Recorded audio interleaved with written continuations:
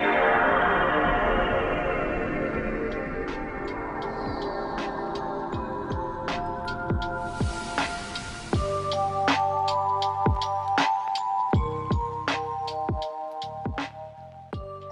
and welcome to Glitch Cube, we're a gaming podcast, and each week we take a deeper look into the art of video games. As always, I'm Christian. I'm Chris. And welcome back, everyone. Thank you so much for joining us once again as we dive further into the world of games. So, this week we are going to be diving into a hot button topic that we have been talking about for quite a while now, one that has kind of bugged us a little bit, I would say, and something that I think, or at least we both think, that can be done better or just looked at in a different way. And that is reviews. Reviews themselves of games, movies, media in general have all been taken down to the numerical value alone. People just look at a number and base their entire decision on that solely. But that doesn't really tell you about what the game actually is, what the designer's intent might be, how the gameplay feels, because everybody is different. There's so many times in which I've seen a review for a game or a movie, and it's horrible. It's bad reviews. Like, I'm talking 3% on Rotten Tomatoes for some movies. And I watch the movie, and I enjoy it, right? It could be a fun time. But it isn't going to be critically acclaimed. It's not going to be winning any awards, but it's still enjoyable. And it's unfortunate because a lot of those titles will end up getting passed by. And they won't be making the money. The actors or game makers or designers won't be, getting the, recognition that they deserve because it's not a quote-unquote blockbuster hit or a huge grandiose game or whatever it may be. It's not award-winning in that sense. It's just a fun time. So we've kind of bounced around with some different ideas on how to properly rate a game. And it is very difficult to do so. There is no right or wrong way, but we do feel like we might have something that could at least help out a little bit. And granted, it will take some investment from the consumer to fully indulge in the quote-unquote review of itself. So today, we're going to be talking about just reviews in general, specifically, or probably a lot on Metacritic as well, maybe the history of where reviews have come from, how they've expanded or evolved over the years, and with how the internet has changed, how YouTube has taken over, and with gaming reviews, and what gets the most views is the person that screams the loudest. But does that validate their thoughts on these games? And should these people be the spokespersons for those titles? Let's find out. We're going to chat about that. So, initially, when it comes to reviews, because we all look at them regardless of the fact, but how do you take your reviews? Do you take them for face value and base the decision solely on that, or are you more of a you take it into consideration, but you do your own kind of research on the side? I take it into consideration. I think I've always kind of been like that. I feel like there was a point, especially during that 360 era, where I was more really into oh, this got bad numbers, maybe I'll skip it. But back then it was still your typical AAA games coming out. So it was if something didn't look interesting, it's oh well, on to the next, right? But nowadays with so many options, it's kind of for me, if I went by the pure numbers, I would be missing out on so many games. I like seeing the high scores and then the lowest scores. Maybe not the lowest, because I feel like the lowest scores are just people saying the dumbest things, especially when it's user reviews.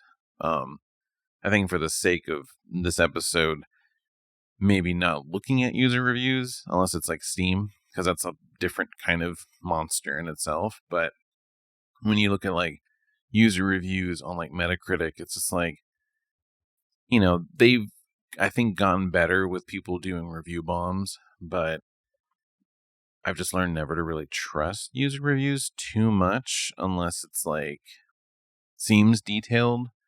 But I usually And this goes for any kind of media, hell, even the news, where I'm like, I want to get all different sides on this subject. I want to see just different people's viewpoints, right? Like, I want to know why someone really likes this game and why someone hates it. And I want to see it from different perspectives, right? Like, if someone is an RPG guy and he has to play an action platformer, I want to see his thoughts on it.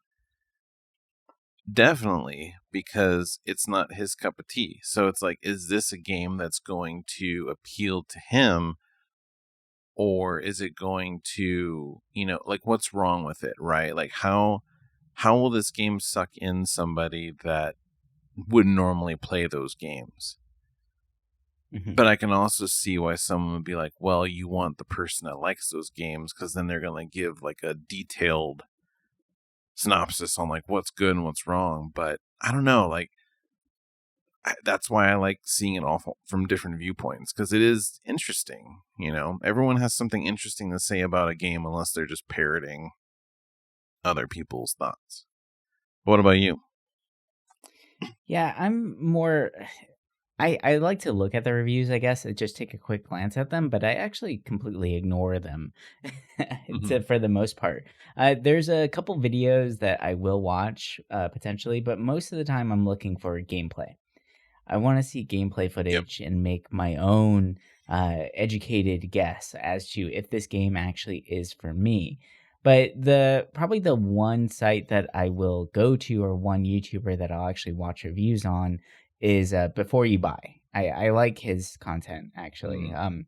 It's good. It's solid. It's most of the time. I mean, the earlier stuff felt a little bit more unbiased, and now he's getting a little bit more kind of typical, I guess, because he needs views. He needs to make a living, and you can't get too mad at that. But Yeah. for the most part, he's very analytical as to how he approaches these, which I do appreciate, and that does help out a lot. But most of the time, I actually really enjoy looking up interviews of the designers themselves, gameplay footage of the game, and just reading up on what the plot is from the point of view of the people who made the game. If they can make a very compelling, like, 2-paragraph synopsis of what this game is about, I am more than willing to give it a chance. What, like, versus reading something from Metacritic or just some random screaming gamer that says this game is amazing, you should go buy it. I'm usually on the fence. It's like, okay, well, let me see for myself, because I mean, with the way that the gaming market has evolved, there's a lot of games out there that are very, very popular, but I don't like personally. It's not my kind Mm. of game. So that's why when it comes to these reviews, I tend to really ignore them mostly. I find it fascinating to see when a game gets reviewed negatively or positively, and then trying to look in and see why. And most of the time, it feels like these reviewers are just trying to boost their own ego to, pad out their writing resume and show off how creative they can be or how colorful they can be with their writing. And it's unfortunate because it's not an honest review at that point. They're just being angry to be angry, and or just trying to get a rise out of people. And I do find that very unfortunate whenever looking at these things. But the big thing is that that's not new. And while I find it very fascinating, at least, that with the way that YouTube game reviews and game videos in general have changed, it's actually following the same, like, I guess, blueprint that has been laid out from written media. Like, they started out Mm. pretty honest with things like, what was that first magazine? Playmeter, right? When it was reviewing things like arcade machines and pinball machines and things like that. And they were fairly honest reviews. And then as the media continued to grow, it got like angrier and more colorful and things like that. And the same thing seems to have happened with YouTube in video reviews, where it was a little bit more timid, but now it is very much how much can we bash the game and talk shit about it rather than talk about the positives of this title. Like, why can't we just talk about what went well versus what went wrong, right? Like those kind of things, and try and find out the actual niche market for this. I feel like too often game reviewers are being tasked to play these games whenever it's not their cup of tea. Oh So yeah, of course they're gonna get bad numbers. Like that and it's kind of crunch. sad. Yeah, right. It's like There's a not lot enough of time. them, especially the way the industry is right now, where so many journalists are losing their jobs, and like, I mean, it makes sense, right? Because we are in that age where, most people are going to go to YouTube for it. I mean, I Mm-hmm. do. I don't really go to game websites anymore for reviews. Like, for a minute there, like, I'll go to like VGC for like game news sometimes for like major stuff.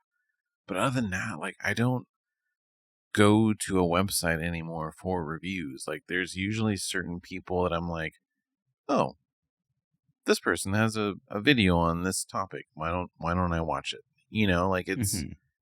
it's rare for me to go and like pick out a page and be like, I like this review. Cause yeah, it's half the time it's people that, out of their control, like they don't have time to fully play a game, or if they do, it's usually like the big game, right? Like Mm-hmm. your Elden Ring, your Dragon's Dogma. Like people will fully devote and beat those games. But a lot of times when they get a smaller game, they'll play a little bit of it and then they'll just form an idea without like finishing it, which makes sense, right? Say like, you know, you have to get this review done in 2 days, and your only free time, even though it's your job, but you're probably juggling 4 game reviews.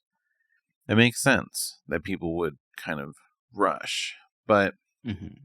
I think the bigger problem is because the industry is kind of shrinking, we're going to, from a big professional side, right? Like your IGNs, your big game sites, basically, there's going to be less variety unless like you have reviewers that have a broader taste.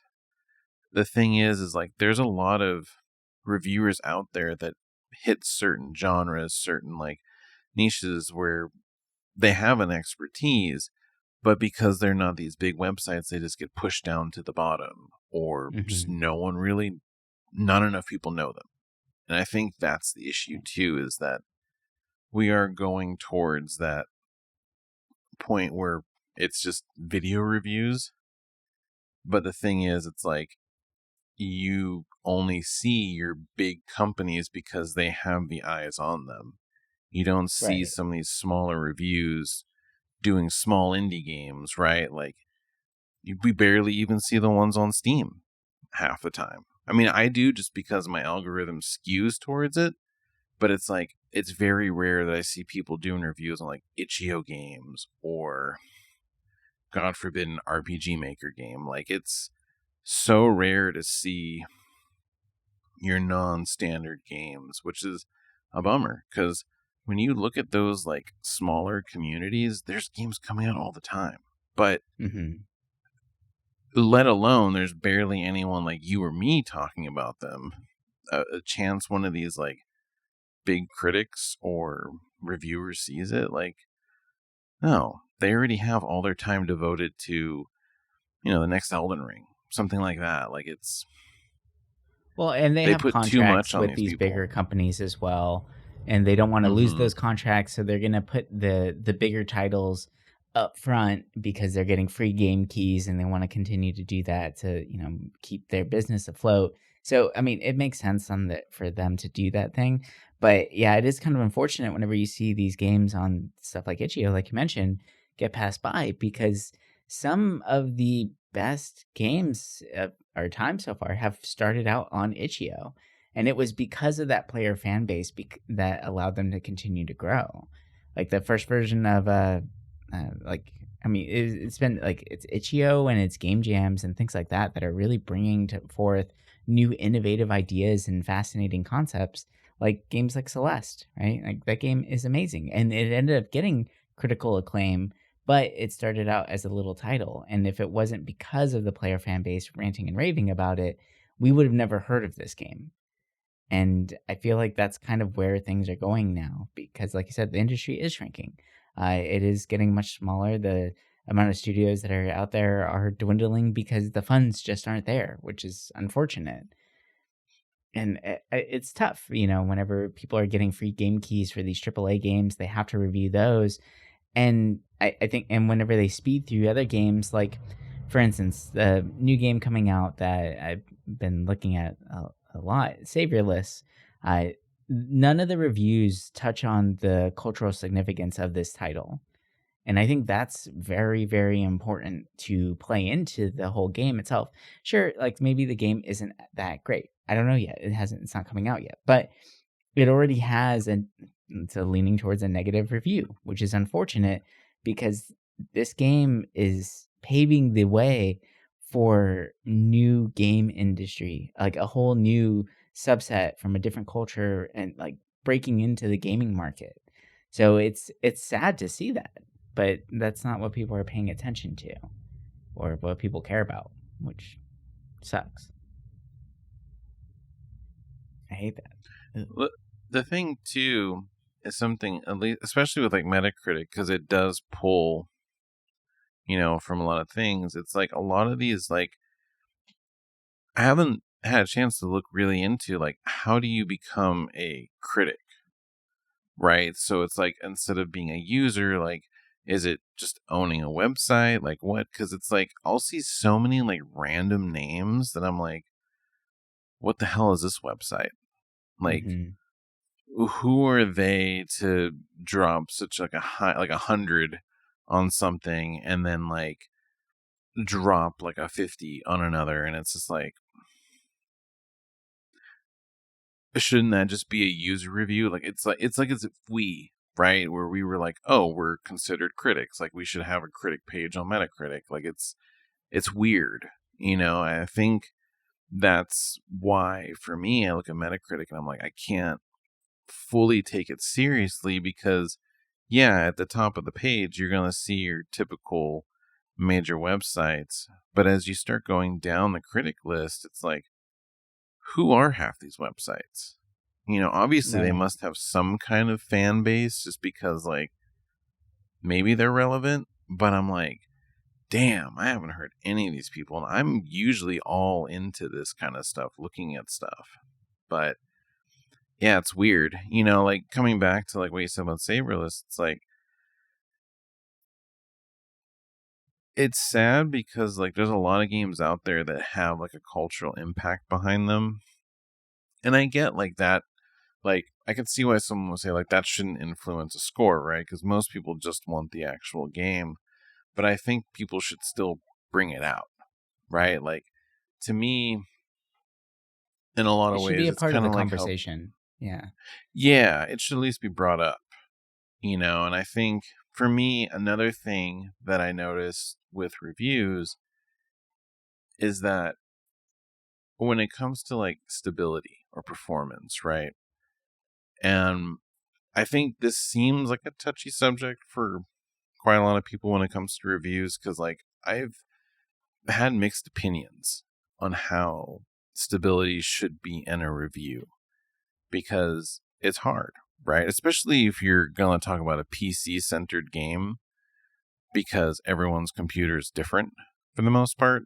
Because it's like, I'll see negative reviews on Steam for a game that runs perfectly fine for me and like a couple thousand other people. And then you're going to get like a couple hundred people saying like, this game's super unstable, don't play it. And it's like, well, you have probably a potato for a computer. Like it, it's not the game's fault if they're it's writing running for very all these other people. emotionally and writing very negatively about the designers when that's not like, you're not even getting the experience of the game. You can't blame the designers. Like, I'm not going to write a bad review because I can't play a game on my Mac, right? Like, that's just stupid. Yeah. And that's, I think also the problem with Steam reviews is like I like them in a lot of ways. Like I've almost come to usually read the detailed ones of those because some people are pretty thorough on their reviews, surprisingly. But then you get a lot of those people that are just like, thumbs down because it's funny, or exactly what you just said. It's like, oh, I don't like the design of this game. You should probably play this game instead because it's cooler. And it's just like, I don't know.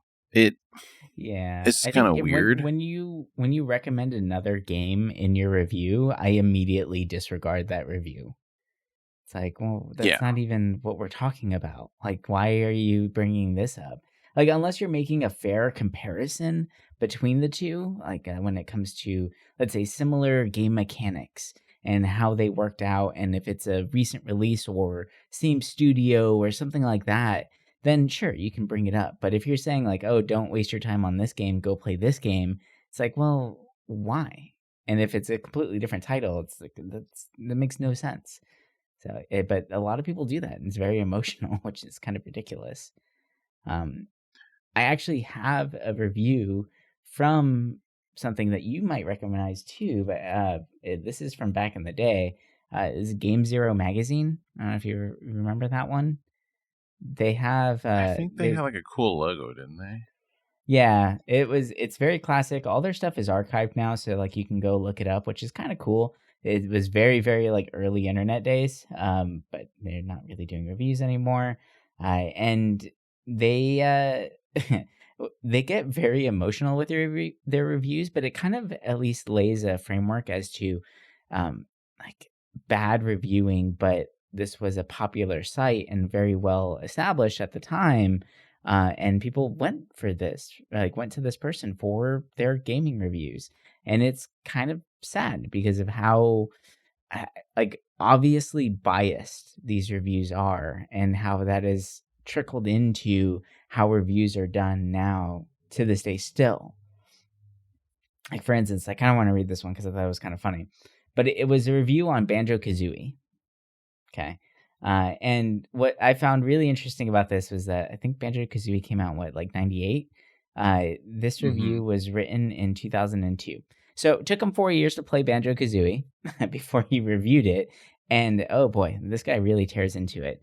Remember how I brought up don't bring up other games in your review if it has nothing to do with it? Well, he does it in this one too. So while on the surface this would appear to be a kid's game, I can't really recommend this game for children. Much of the atmosphere of the game is really heavy and gloomy as you progress farther on in the game. True, sure, okay. It's still kiddie regardless of the fact, though. This game also gets a strike against it on 2 counts. The extraordinary ramp-up of difficulty in later stages that makes them not very fun to try and solve, and the ending where you think you finished the game, but instead find out you have to open one last door that you can't open unless you back out and solve every last damn puzzle in the game. Ah! And this is a text review, and he did actually type in a scream there. No, thank you. Not going to do it. That stupid puzzle at the end of the game just to get to the witch was enough for me. I'm sick of the game, and now I will go back and try and finish and I will not go back and try and finish the last parts of any stages areas I didn't finish. Sure, the game is visually engaging with interesting level design, artwork, and colorful NPCs, in quotations, non-playable characters for people who don't know what NPC is if you're reading a gaming review. Play control was decent, but took a little bit of time to master. Sound was appropriate, but nothing amazing or memorable to speak of. Okay, it's Banjo-Kazooie. Nothing memorable or amazing? Okay, sure. I did like this game, and I would recommend it for most adults or teenagers looking for a decent 3D platformer. I did not like the ending, but that's rare. That's what Rare does. I guess I'm doomed to never see the complete end of a sequence of a Rare title. Oh well, this game works out okay as a rental. As a cheap used purchase, I don't think I would pay new price for it though. In fact, if you are price or time limited, but really want to spend your time on a Rare game, check out Jet Force Gemini instead. Yeah. Does anybody even remember what Jet Force Gemini was? I don't know if they actually do. So, but yeah, needless to say, he gave this game a very bad score, and it's Banjo-Kazooie. But it's very emotionally driven. You can tell that this is just not his type of game. he is not into the collectionist concept, and it's a rare game. Like they follow the same formula. But I think it's funny that he brings up Jet Force Gemini, and his review on Jet Force Gemini is it's nothing but praise. And what's funny about his review of Jet Force Gemini is that he brings back the idea of Banjo-Kazooie and continues to bash on it in his positive review of Jet Force Gemini. So, yeah. It's reviews are... It's tough to actually find a good review on a product, and this is just a shining example of someone that published it and put it out there and got recognition for their reviews, skewing bias for some people. Some people might have passed up Banjo-Kazooie because of this, and Banjo-Kazooie is a well-loved game. It's a well-loved title. So it's interesting to see, but people just have to remember anybody can make a website. Anybody can make a blog. It does not mean that they are, I guess, what's the right word? Like, that they should be review writers. It doesn't mean that their word carries more weight than anyone else. It just means that they took the time to make this blog, and you're getting their biases. So you just need to be able to read through the lines, read in between them actually, and see and make your own decision based off this stuff. So like, it's reviews like this that make it that this is why I don't pay attention to these reviews, because of stuff like that. It's kind of ridiculous. But I just thought that was a really interesting review there, and I wanted to share that with you guys. Yeah, it's especially when you look at like the early 2000s, mid 2000s, when it was kind of like the cool thing to kind of like, I don't know, be aggravated about a game. Mm-hmm. Around that time, games were edgy back then. All that. Yeah. And it's like I get it. Like, for me, I grew up reading Sean Baby's reviews in EGM, and he would usually always end up playing like the really shitty games, right? Like Bible Adventures, or like, I don't want to say Bubsy. I mean, Bubsy's bad, but it's not like, well, I guess Bubsy 3D is kind of bad. But he would play like a lot of these other like really bad games, like Custer's Revenge, and it'd be funny. Like, he would make it into a joke, and that's kind of what he was big for. And I feel like some people tried to mimic that, but the problem is, it's like, he got big for doing that. Yeah. You can't. It's like, say, if you started acting like Angry Joe or something like that, and just started doing angry reviews, like, it's not the same, So it's like, there was that whole edgy take on reviews, and people still do it. It's just not in the super professional sense. Like, people usually do that on their, like, their YouTube channels and stuff. But it's kind of a bummer. Like, I do like kind of how the old reviews were in the 90s, where you would have 4 people play a game for the most part, right? Like, I've been doing some research on some video stuff, and it's like, I've been reading like old issues of like Game Fan, Game Pro, EGM, all this stuff. And a majority of the games, like, there's more than one person doing a review for some of these games. And it's interesting because sometimes their scores vary so much, just because it's like, say you're rating, I don't know, Gran Turismo, right? So you have your 2 racer guys, and then you have like someone who doesn't play racing games, and one person that might like it passively. And it's cool because it's like, you see it from different perspectives. You see it maybe in a different way. And, I've tried looking at like when they would rate a game really low,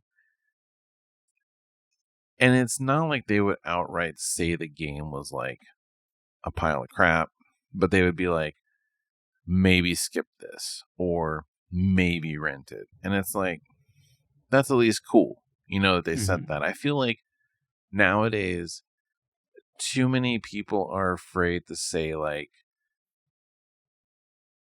bad things about a game. It's weird because it's like, both ways, right? You have people that'll just say bad things about a game, but then you have a lot of people that it's like,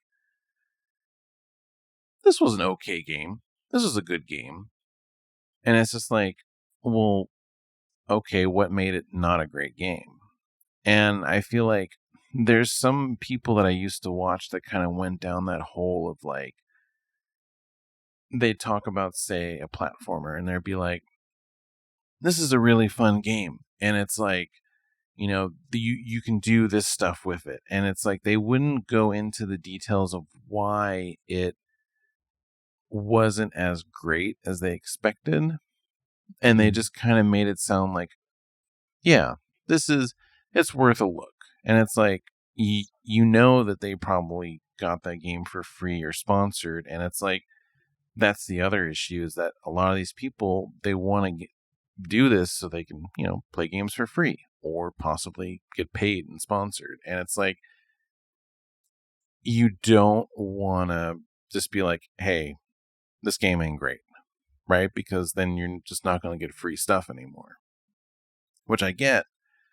But at the same time, it also leads into this perspective of like saying every game is good. And then you're going to get these people that are like, wow, this game is actually really bad. And then you're going to get like 100 people just like reacting to it. I don't know. I feel like the review space is in a really weird state the past few years, especially just because like the internet, I feel like, has become way more vocal than it ever has. Mm-hmm. And in a much more negative tone, definitely. Like there's certain communities that have been very positive and it's been well, but majority of that I've seen, it's usually pretty negative. And for the most part, that's why I kind of just go back to certain communities, certain genres, because it's like, I don't know. I feel like you get a lot of that weird stuff when it comes to bigger games just because there's more eyes on it. Right. But yeah, I feel like reviews are in a weird state. And it's also just like, think about it. There's not that many game magazines in existence anymore. So it's like everything is online, and it is weird when it's like a review gets updated, and I don't know. It's just kind of odd. It's weird. Yeah. The whole process is kind of broken in general. But just real quick, because we are getting a little bit close to time here for us.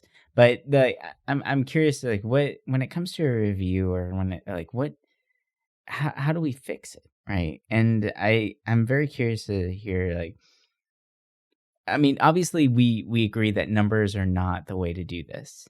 Numbers don't mean anything. Like getting a score of 0 to 100 or 1 to 10, like it doesn't hold weight, and it's just not a good way of doing these things, because you're putting quantitative, like, it just, I don't know. There's something very wrong with that concept itself in general. Like, I mean, I look at it more of maybe like an essay format, or a few paragraphs, or a paragraph on each sort of topic, right? And I always want to know the designer's intent as the first like overarching concept there, right? And when I'm talking about designer intent, it's just, did the game accomplish what the designer intended to do? Is the story actually, or the idea of the game, fully fleshed out and clear for the player themselves? That's one of the biggest things for me, because looking at it from a designer standpoint, and that is very important to me. I want to know that my message has come across. So I feel like that would be a really great concept, or a thing to quote unquote grade something on, but at least to bring up in conversation. So I'm just curious of, like, maybe what is an important concept to you that you want in a maybe new style review of what it may be. If there was no numbers, what would you want to read about or hear about when it comes to making a decision? It's weird because in the end, I really do like Steam's way of doing it, where it's like positive, very positive, overwhelming, just based on like the amount of reviews for the most part, because it takes away the number, but it still tells you like does a majority of the people like this? Like, usually if something gets spammed on Steam, like, they're decently adequate at their job of removing those review bombs. But for me, the other thing too is I like the tag system in it. And I know people add dumbass tags to some of the games on Steam.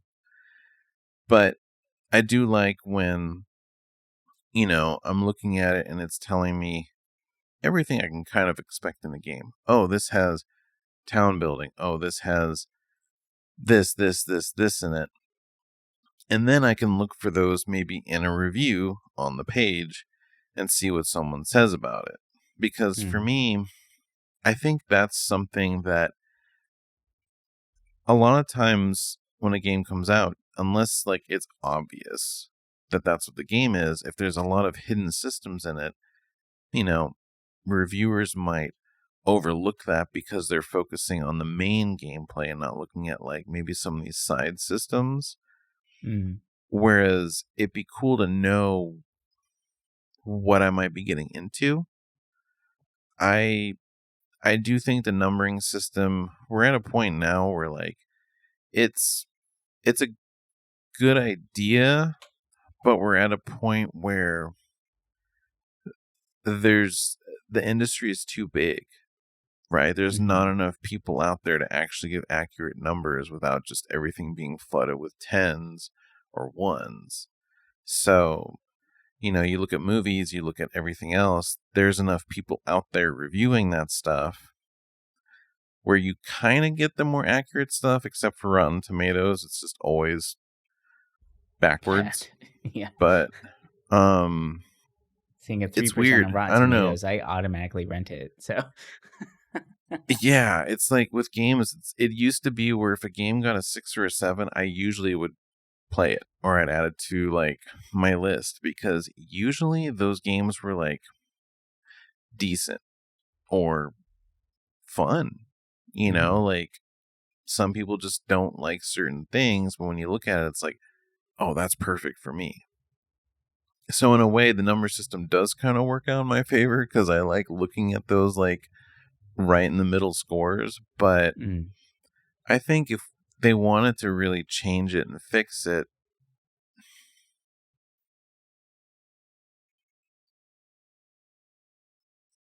I guess maybe just a pro and cons list of like things they really liked about and things they didn't. And it sucks because I wish that we could still rent games, because it'd be cool if it could be like buy, rent, or avoid, right? Like something like that. But yeah, it's weird. There's no way to really make it where you can be super critical on it without putting really a number. Because I feel like if you did away with numbers, how would you get critical with it? Quantitative, yeah. But it could be where there's like a, I don't know, like a meter or something, right? Like just be like, I would recommend this. Oh, I wouldn't recommend it. Maybe just something simple like that. And then that way you can move on to the next person and see, do they recommend it or not? And I know I'm going back to Steam again with this, but it's like, it just makes sense, right? Like I want to see what someone liked, what someone didn't, right there on the same page. Whereas like Metacritic, it's like, I have to scroll down and down and down. Well, what's nice about the Steam with the positive things is that is usually those are fans of those styles of games that are leaving those kind of reviews. So if you know that this is your kind of game and you're seeing people who are leaving overwhelmingly positive reviews on this, then you're probably going to enjoy your time with it.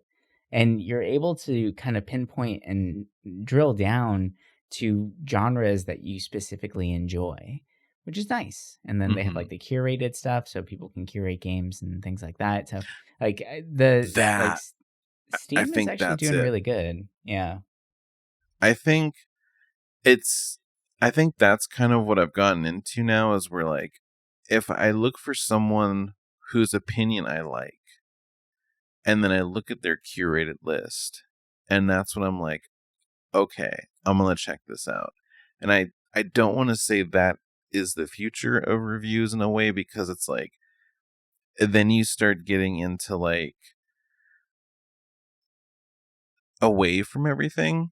But I really do like that curator list where it's just like, here's some good stuff to check out by someone I really like. Like, it's nice because they just kind of, like you said, go over the stuff that you would want to look for in those certain genres. Right. Yeah. I mean, that the way Steam does it, I guess, like looking further, I'd never really thought about it before this episode more, but like their review system actually does work because it's fan base led. It's not crazy critics. It's not, these like giants in the industries. It's not these magazines, these blogs who are getting free games and things like that. This is people voting with their own money. And that is the most real and raw version of a review.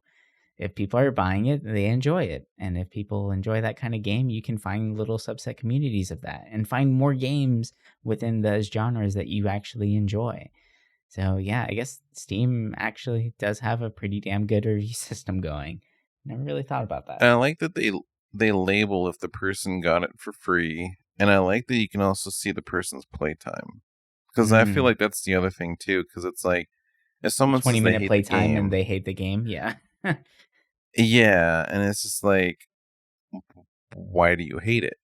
Right? Or it's like they have 60 hours in it and then it's a negative review. I'm like, well, I'm much more likely to read that because I'm like, well, why did you spend so much time and ultimately not like it? Like, it's just like, and if that's it was worthy of 60 hours, like that says a lot on its own.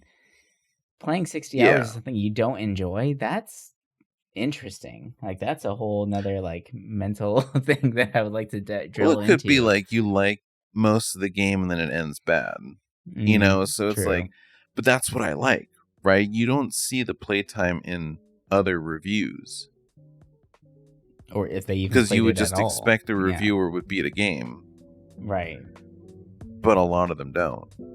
So that's kind of the thing I like, or at least like you don't know how long they actually played of the game. So yeah, that's a very good point. Well, all right. Well, I think that's going to do it for us this week. Hope you guys have enjoyed this little conversation here into gaming reviews. And what do you guys think about it? Are you still okay with the number system? Does that work for you? Or do you want to see it evolve into something different? How do you like Steam reviews? Let us know. But anyway, we'll talk to you guys next week with some more games and all that good stuff in between. But until then, bye for now.